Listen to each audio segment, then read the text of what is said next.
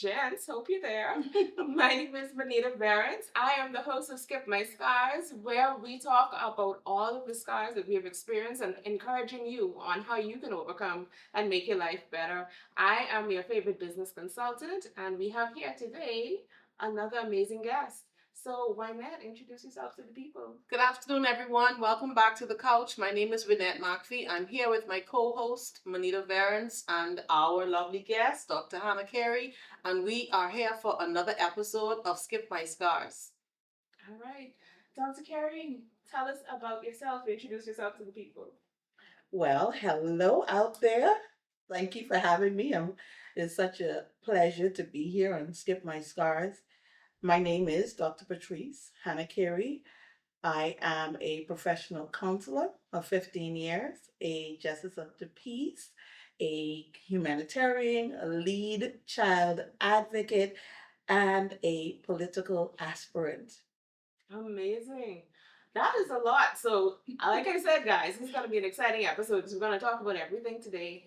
And of course, it is only fitting just to find out what is the foundation for all of this. For someone to do so many things and be confident in that, there had to be some pivotal moments in your childhood. Walk us through some of the things you experienced that led to you becoming the woman you are now. Well, if I pinpoint one thing in particular, I would say national pride. I was brought up in national pride and what it means to be a Bahamian. Mm, My family share a rich culture. We are, the majority of us are from the island of Acklands, okay. Crooked Island, Makewana, in that area there. And we always stuck very close together. Morale was a big issue, like a big thing on the list.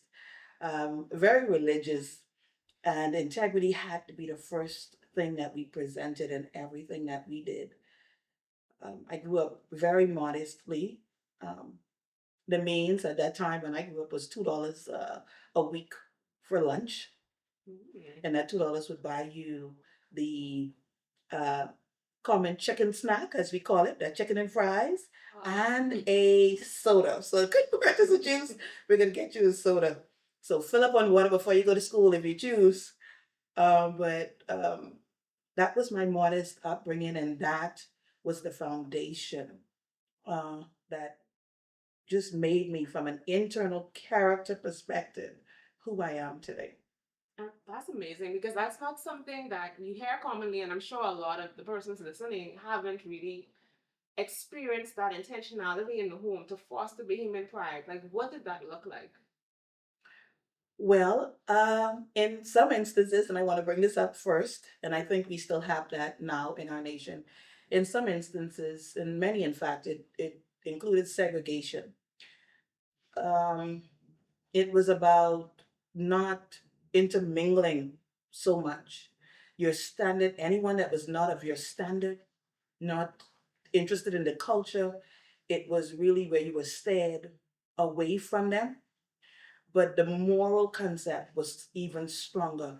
Who I am as a person, what God I serve, which is predominantly the Lord Yeshua, Mm-hmm. and also how you carry yourself, how you should walk and speak. And remember that people are always watching, and you are an example of the family line and the lineage. So, meanwhile, there was segregation. I wanted to bring that up because I know as a nation we suffer. And I say suffer because we're not so accepting. But at the same time, I was taught, moral character, integrity, and how to stick close to family and what that meant. And so, I'm really proud of the woman I've become. So that was the standard in your household. Definitely, definitely. Looking out for one another. But it would not have made a difference now if there were not chores. So there was an extreme amount of chores.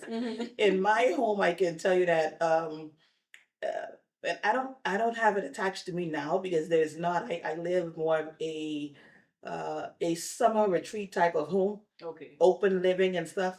But as I grew up, I can tell you that that house had every sort of ceramic, huge animals, Oh, and then the furniture. God, I don't know who made the furniture, but I can tell you we had three 3, if not 4 china closets. China's all over the place.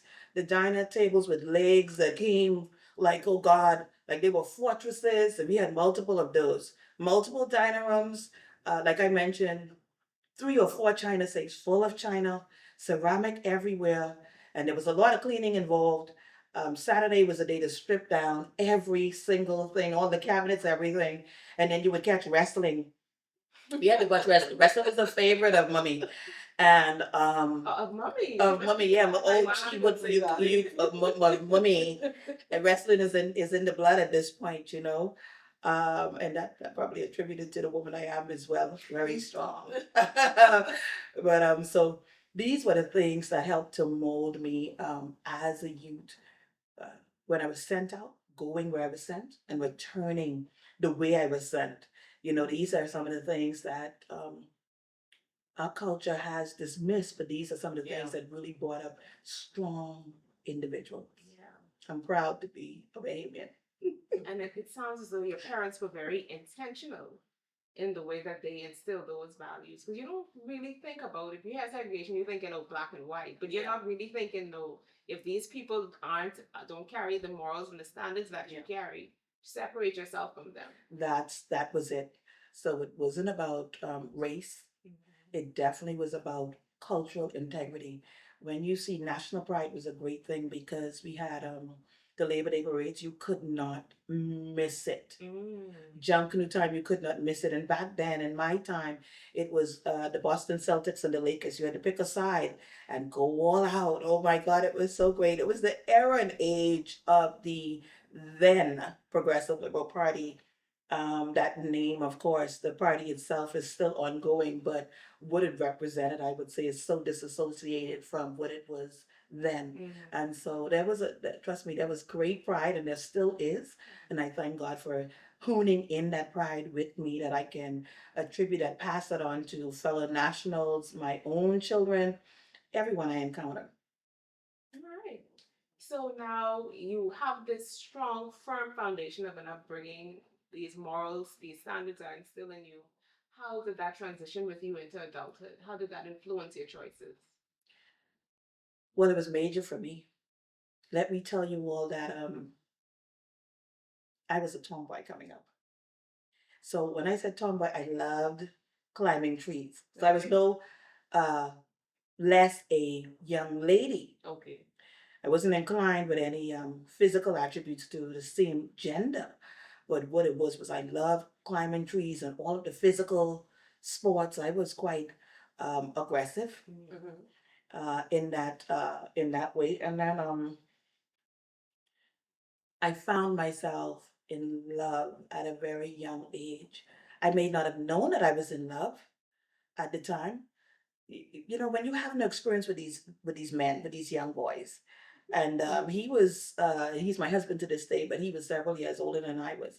And you don't have the experience, but you decide to just start that flirting because all of a sudden there's these new emotions and stuff. And next thing I know, breaking on Brown, I was pregnant. How old were you? I was 18 going on 19, pregnant. And when that happened for me with that pregnancy, the first thing I could think about is those same things I mentioned at moral. Yes. I cannot go home pregnant. I cannot go home pregnant. And this man said to me, don't worry about it. I'm going to marry you. I've always been blessed. I thank God for that. I've always been blessed because, you know, I mean, I don't want to extenuate the circumstances, but this is not so much what we have now. Yeah. What we have now is a situation where there are so many separations incur once there is a pregnancy.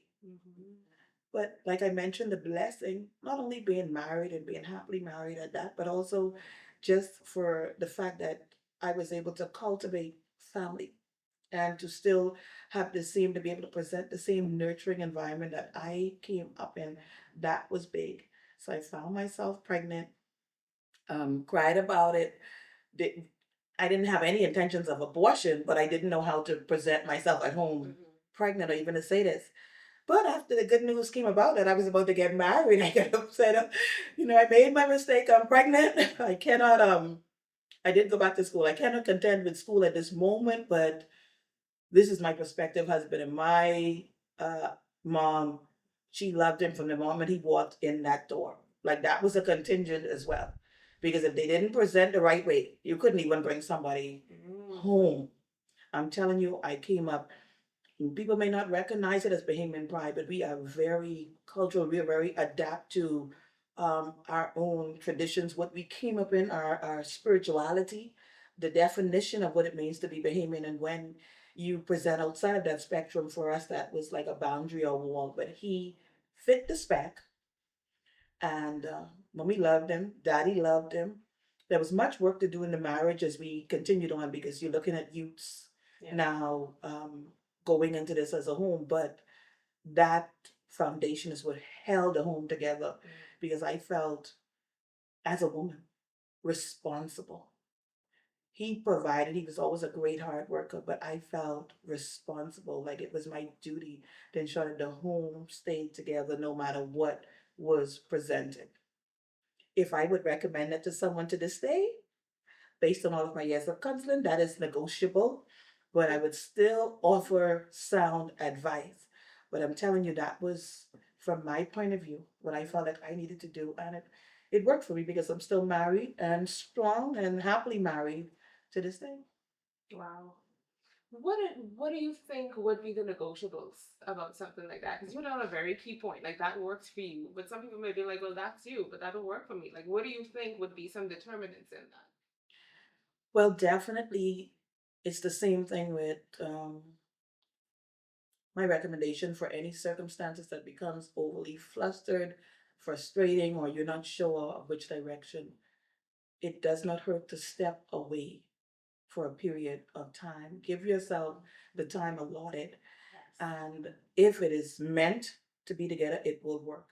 But staying in situations, especially according to the extremity of that situation, can do more harm than good if not presented in the right way. So when I say to you negotiables, I would say to love and respect yourself first. I mentioned something, I mentioned duty. I felt it was my duty, but it was not my duty because marriage is a team, it's a couple. It was our duty. Yes. And whenever you feel it's your duty, I just thank God, like my foundation made me because it's not up to one. You need two. Yes. You need, it takes two to tango, like they say, but you need two to tango in marriage. And you have to then ensure that you and your partner are on the same page. And if it is not, don't be afraid to say, regardless of what it's named, marriage, holiness, whatever, don't be afraid to walk away for that period of time and to then make a commitment to yourself. I've walked away, but don't seal the deal with anyone else until you close the door or make a finite decision on what you're going to do. So that was something even though I took those, we've had intermittent periods where I had to say, you know what? I called daddy. This is what is happening. So my father played a very important role in my marriage as well. And as a man, I said to him, this is what's going on with me. And he would say, from a man's perspective, this is what you need to do to make a man, sort of see things from your point of view. And I really appreciated that. And so I was able to step out away. There were multiple times of constant in the marriage wasn't easy. This is now 31 years. Oh wow. And so it was not an easy road without the chafing. But like I said, having the foundation, the support, and then the willingness to know you have to do what's best for you, but don't just make decisions that may harm everybody, Yeah. if that makes sense. Yes. Yeah. Wow, that is so powerful, and you hit on so many key points. So you know I know. Yeah. And it's so important to have conversations like this because the younger generation, like sometimes you can be glad to feel as though, okay, I'm married, okay, this man acting the fool, okay, time for me to go. Like you don't even realize maybe there's an alternative. Maybe we press pause, we really assess the situation away from the situation so we can make a proper decision, not one based on just fueled emotions. Because the more you stay, if the situation really isn't great at that moment, you're gonna fuel that fire. So that's a very, very important point you made. Thank you so much. Thank you so much. As you know, I lost my daughter, Yeah. our eldest, the very one I was pregnant with. Thank you so much. I lost her. We lost her to a tragic accident. It was a traffic accident in 2018. And prior to that, like I mentioned, counseling and ministry was my life. And so I thank God because He built me. I've always been a part of the fivefold ministry. So what that means is I've shared in all of the gifts of what we would call a Christian ministry. So whereas there was the teaching, the preaching, and so forth, and my gift was the gift of a help. So when you're a gift of a help, you enjoy all of those things and you share in those gifts. So it's not one place. You can stand in the gap almost for anything as it is happening. And in 2018, I had to live with that. My family had to live with that. We had already grown. We were, at that time, a family of 5 children. My husband and I, which made 7. And upon losing her, that shifted the dynamics in me as a woman. My entire basis, as I mentioned, was family, ministry, help, doing that missionary work, it was more streamlined, I would say, to whatever stemmed out of a church.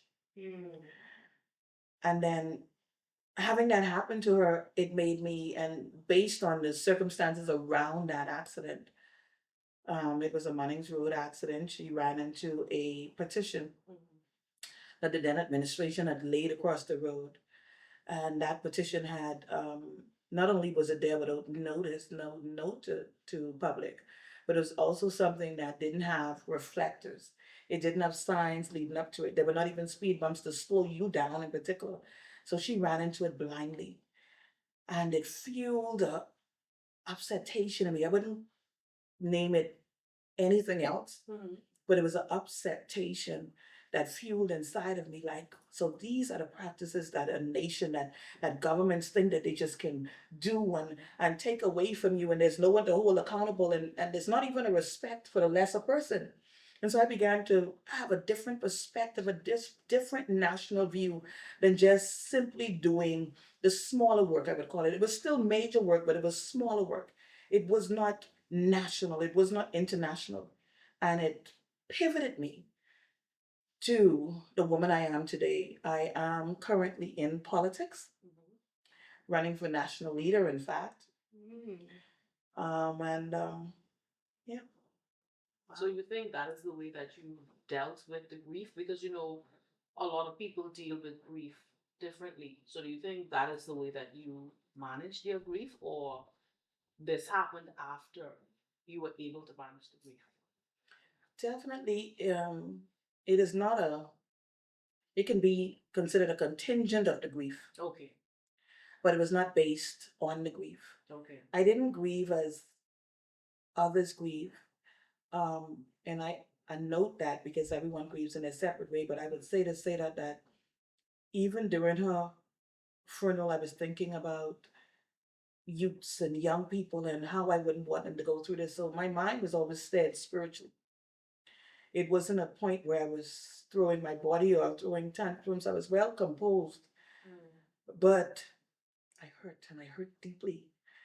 When I mentioned a contingent of grief, it was something that brought out the fight in me even more, the strength in me even more. To say, you know what, I'm going to fight for others, and I'm going to fight in a way that I can now be the parent to all, if that makes sense. I know I probably can't physically be that way, but from a representative standpoint of view, I can present a parent where there is lapse, where there is lapse of a voice, where there is lapse of someone to stand in the gap and say, hey, you can't do that. And that's not right for us. Maybe I could save someone else's child. And definitely, I'm that voice crying out in the wilderness, in the nation. They need to be held accountable, but not accountable in the way that we've been seeing, where individuals have been so specific to speaking out and then backing down once they see the bully, once they feel the force. I am a January born, and force just compels me to fight even greater, even harder. I'm not going to stop because there's a mission and a vision at hand. And the mission and the vision is greater than personal self. I believe, of course, it is annotated from the Father himself, and it is based on not allowing bad decisions to rob our nation for what truly matters, our youths, our morality, our character, ourselves. That is so powerful. And for you to go from, okay, I'm grieving, my daughter is gone, let me make sure this doesn't happen to anyone else.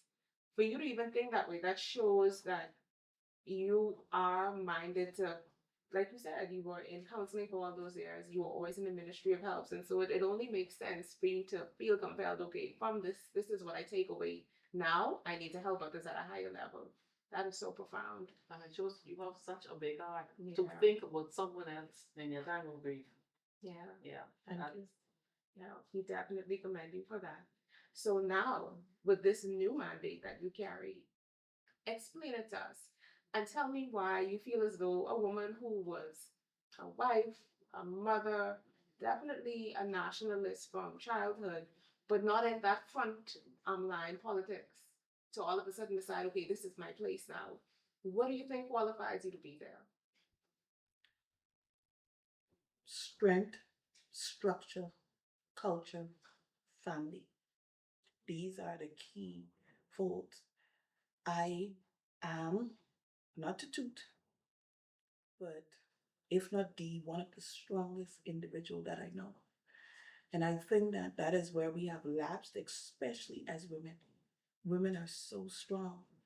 I know because I mentioned in briefly in our conversation how family and ministry was at the center. These were the key points. But to let you know the truth of the matter and the entire matter, there is no greater challenge than navigating family. Yes, very true. Home, family, children in this day and age, in this time, even speaking back to 10 years, 15 years, 20 years, I've been in it a very long time. And I know what it is to navigate finances, to ensure that this one gets this place, that one gets that place, everything is done. The home is a happy place. And on top of that, the need to, the requirement to meet the need in a relationship because the relationship is two. And so that's communication, that's intimacy, that's any help that you can give. So there are so many strengths that I came into this with. And then, like I told you, morality and character. I know what it means to carry myself, to stand strong, to, in the face of adversity, to be who you are and not lose that. So these are the things. And then when we speak to the, as a nationalist, knowing what being out here and seeing what my country needs, I know that I am the person because I have not lost anything. I've only added to, I've only built. And I know that more importantly, there are others just like me who are not afraid. I have not met too many of them. My prayer has even been, God, I need another 20 some of me. And me is just a person that if you see wrong, you're still willing to say it's wrong and stand up for right and not be ready to shy away because, as you know, why not? At the end of the day, life is so challenging for us. It is. Our own responsibility and duties are so much.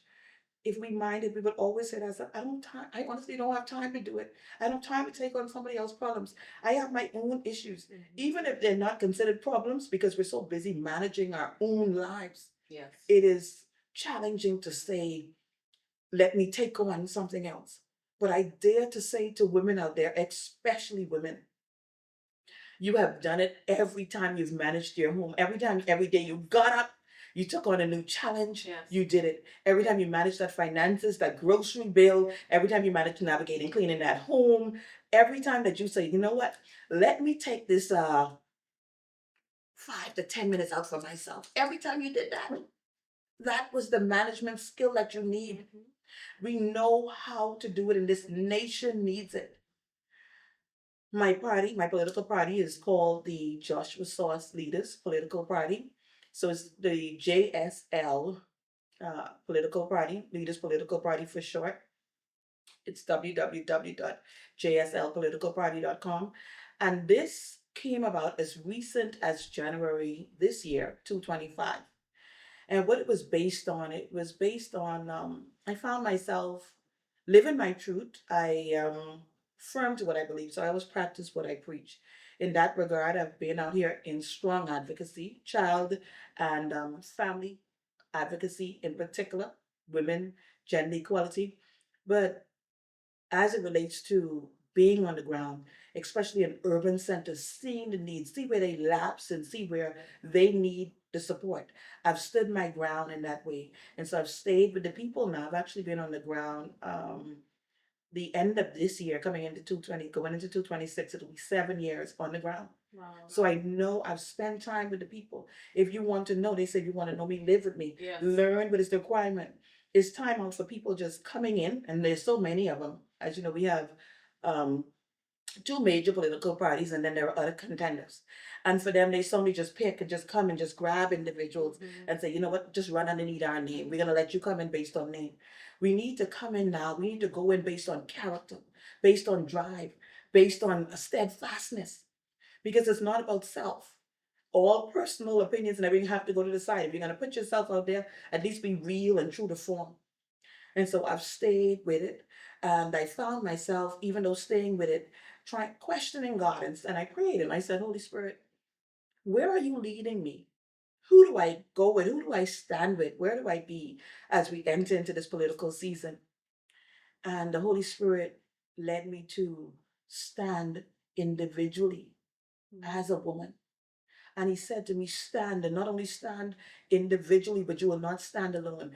Begin to requite other women, bring in other women and let them know their strengths.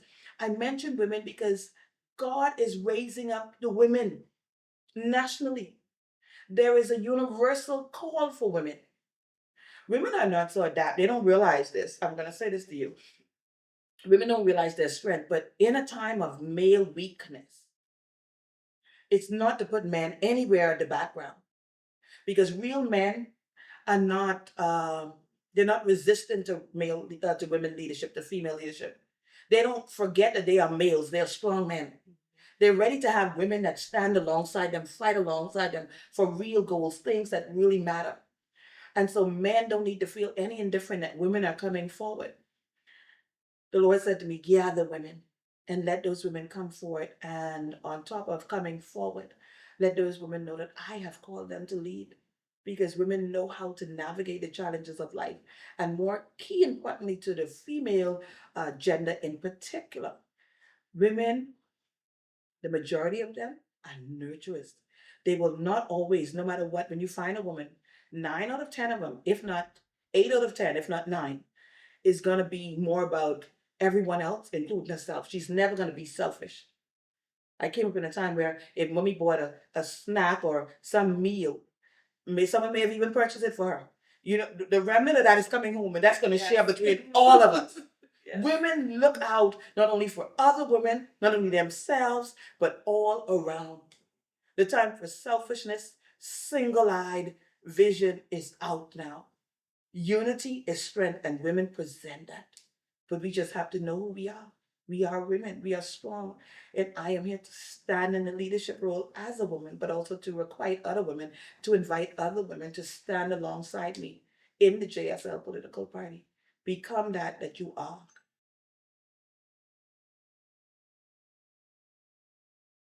All right, that is impactful.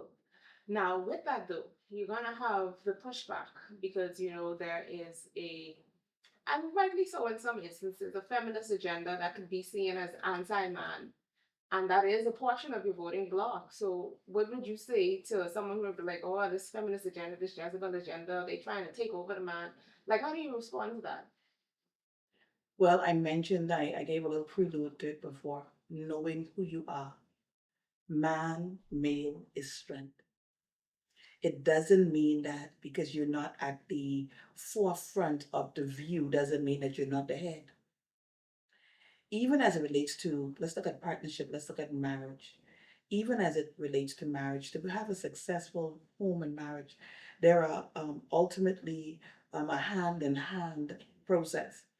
And what the JSL in particular is looking for, not that it may be the first thing that we get, but what we're looking for and hoping for is indeed male figures to join with us. Mhm. There is a female at the forefront, but it's not a singularity that we're dealing with.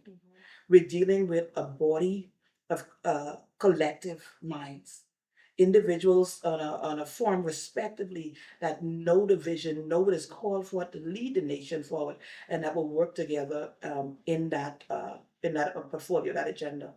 Now we will have, there's no doubt, anything that is done, you will have pushback.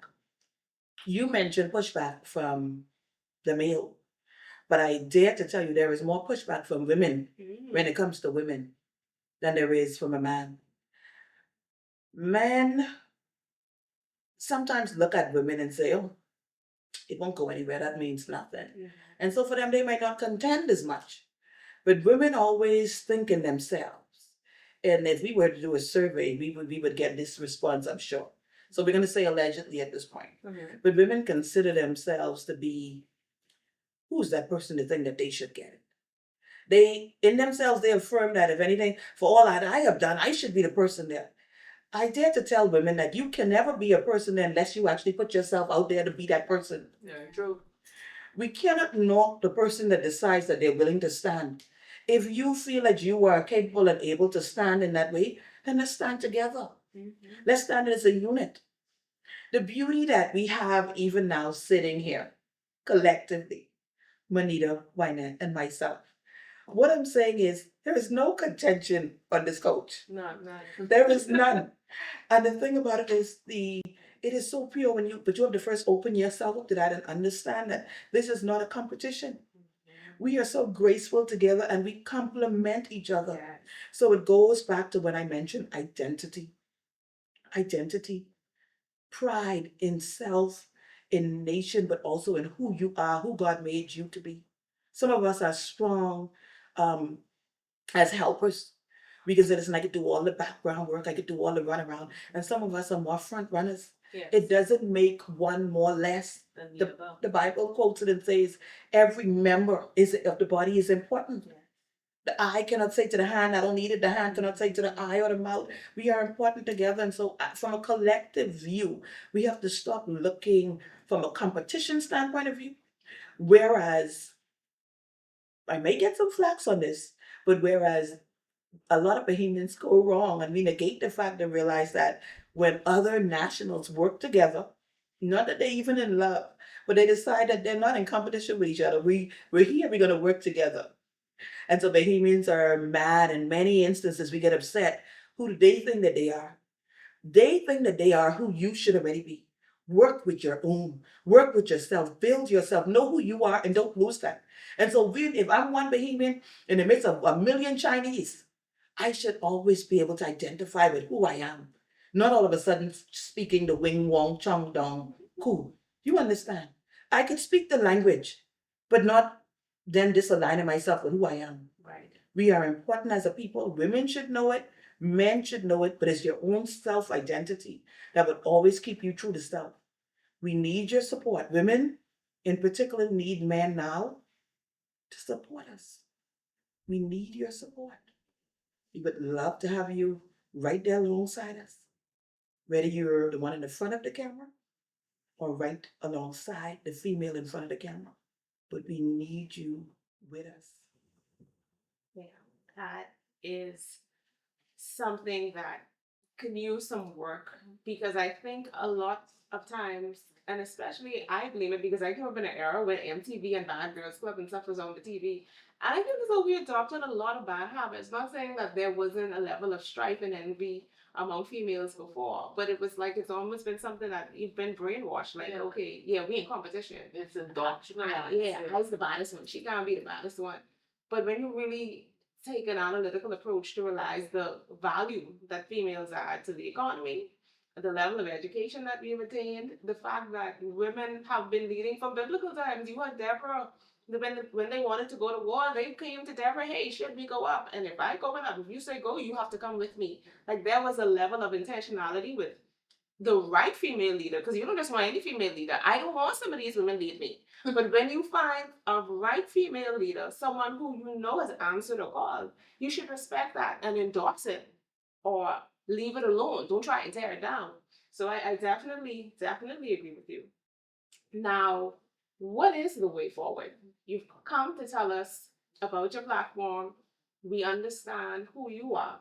What is your vision for the nation? Where do you plan to lead us? Thank you for that question. First, I would like to say, based on what you mentioned just now, added on to my comments, wisdom chooses its vessel. Wisdom does not choose gender. You have to be open and available, a receptive individual to take in what is necessary to move forward with that once you receive it. Mm-hmm. If you give instructions, just to speak scripturally for a minute, the Bible says if there are two individuals and if the Lord go to one and say, if I say to Monita, I need you to go and open a door for me. And Monita says, yes, of course I will. Mm-hmm. And then I look to Wynette and I say, Wynette, I need you to cut the water off for me. And Wynette said, oh, I can't deal with that right now. The one that actually did it is the one that makes the sense. Because in that parable in the Bible, the individual that was so obedient that said, yes, I would do it, never closed the door. Mm-hmm. But the one that said, I don't have time for it, they actually went and turned it off. So the way forward is to excel in the obedience of wisdom. What it means to be a leader is to be told what needs to be done, to not divert from that, and to stand on the principle of that. Now, the vision for the nation, number one, is economic balance and prosperity. When we think about economics, especially the socio-economic part of it, what it has done to us from a mental standpoint, a national standpoint, mental would be health standpoint, a national standpoint in terms of national pride, how we feel about our nation, and even when we talk about just basic economics, the survival part of it. These are things that we have to contend with. And I dare to say that there has to be relief coming in for the people right away. So an immediate part of our platform is to have financial relief. Financial relief in the way of taxes that was added onto us. So within the past administration, there was prior to this one, there was value-added tax that came in. There was a way to then receive more monies to be able to balance out the economy, pay government workers, etc., and so forth. But to date, no one can really, not even if the parliamentarians were to stand up and give an account, there is, I have to say where it went, there is still no account to this day, at least when, we're not talking about account on paper, we're talking about account where the economy itself is feeling this. Where has this additional monies gone? Mm-hmm. When we consider the flamboyant expense reports, things that they would say, random roads or bridges, we're talking about almost 100 million a time. Things that have been expertly quoted to be significantly less. We're saying then there is a lot more money. There is notably a lot more money floating around that has been given account for or that has been seen explicitly, right? So the JSL intends to use this money, the money that is around that is not really being accounted for, to then turn back over to the people. Anyone making, at the end of the day, less than $15,000, less than $12,000 a year, these people, there's no way we could go into the shop and tell them to pay value-added tax with the ones that making, let's say, anywhere from 30 to 100 and even more. Mm-hmm. How is that possible? You cannot require the same thing from the poor and the rich. Mm. The rich may not like it because the rich intends to remain rich, and I contend, remain rich.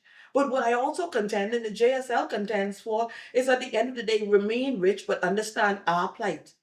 give resolve to the poor people, because just how you want to live, you want to eat, you want to see yourself progressing, they would like to see that in the same way. So automatically there has to be economic relief, and that starts in the means of the tax, the value added tax, saying there will be no taxes for anyone under a specific level of income. One of my constituents contacted me a couple of weeks back, and she said it is mandatory that she relocate, that she move. And it's a family of about 4 individuals. And I reached out to her as recently as today. I said, "How's that going? Are you well?" And so she said to me that, well, I found a place. It's not too far away. It's within range, but they are charging $1,500 a month. So I said to her, I said, "Wow, that is extreme." I said, "At this point, maybe you all should go and apply so that you can get a home." I said, "Because that's a mortgage." Yes. So she said to me, she said, there were also a few that she found in the paper. They were like $900 a month. She said, "But you know, they going so quick. Time she didn't pick up the phone, they was gone." Could you imagine? I just want us to understand this. We are now contending at our base rate of income in this nation for $900 apartments, not home. Not homes, not something we can look forward to having in our own bloodline that we can pass on to someone. Someone else's property, you contend, there's a challenge. We racing to get $900 apartments and more. Racing is a battle. And the thing is, there's a race because there is a need. We must have a roof over our head. But do you know, when I race to get something that is outside of my means, regardless if I can scrap together and put together, then if I can't continue to meet that need, then I'm right back out on my feet, right back out. So it doesn't make sense for us to constrain our people in the way that they've been constrained. To leave them out there and say, "Oh, the prices." Do you know that it is nationally noted that the prices are high because there is now more need for Airbnbs, there's more tourism coming in? What does that have to do with our nationals? What does that have to do with our people? The base focus for any administration should be their people. We thank God for everything coming in, all of the people, all of the visitations, but it have to maintain. If we're not working for our people, if we're not fighting for our people, let the rate for everyone else be a different thing. But our people should be priority. And so economics. And then when we look at infrastructure, still there is a contention that we must fly to our other islands.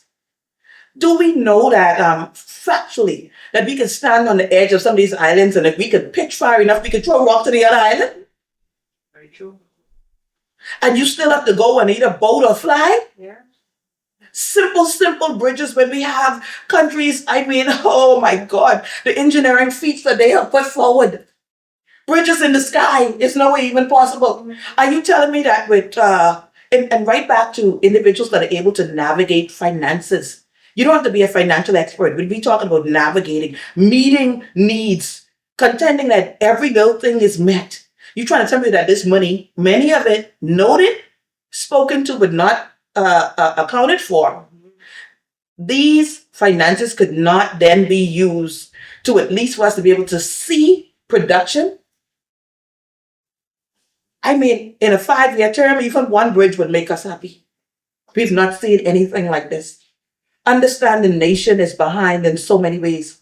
They mention our children, back now onto education. Our children, and the average is D and C. And the truth of the matter is, your average could never be beyond a C if you're only up to core. If you're only up to core subjects, you're only allowed to take it up to core. Core only goes to a C. You know your grade are not going to be greater than a C. And so from an educational standpoint is what I'm saying. Based on economics, like I mentioned, the whole basis of it, the children are stressed. The parents are stressed. Stress is not always in how we look, but it's how we are challenged. We need then to take a step back from even being forced to know bookwork in a particular way, but to say, what is your skill? What is your strength? Let us work with these things and build these things. Yeah. And so these are just some of the things that the JSL has in store for the people. That is such a strong point, because you find that a lot of persons, like you said, are racing for these $900 apartments, and it would add stress, because even when you look at it, there is a hierarchy, Maslow's hierarchy of needs, and it talks about how you don't really acquiesce to the next level until you satisfy the first level. And so when you talk about something as base and as bottom of the barrel as housing. Yeah. You're not going to start self-actualizing and really going to hit those goals and say, okay, now I want to be an entrepreneur, now I want to do all these other things. Because you're trying to figure out how I need tomorrow, where the roof is over my head, I can get to this basic thing. And so, yeah. So that really would keep the economy back, because people who may be wise and who may have some ideas that are just waiting to be birthed, they're never going to do it because they're stuck in the cycle of, okay, how in the world do you even just get to a regular standard of living? So that is a very valid point. Skip the stars. Yes. So on that note, you've been through a lot. You've accomplished a lot, and now you are looking to accomplish a lot more. What do you see for yourself in the future? What is your way forward? The way forward is to be who I am, to lead, and to ascertain leadership through integrity, through standard, and through compelling others to also be true to yourself and true to your nature. When you mentioned skip my scars, that is a part of our scars that we can skip.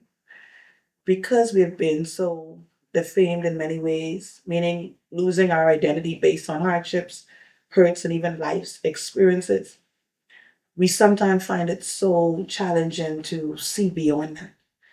And if I can tell you, take those hurts, take those challenges, those scars per se, with you. Jump over the hurdle that would block you and say, I can't go no further because I'm stifled here at this one point. See your future and offer life all that you can. Because at the end of the day, it's only so much years that we all are given. And you would love to know that you have lived your best life and you've offered not only to yourself, but to others and to the Creator all that you would have had inside of you to give.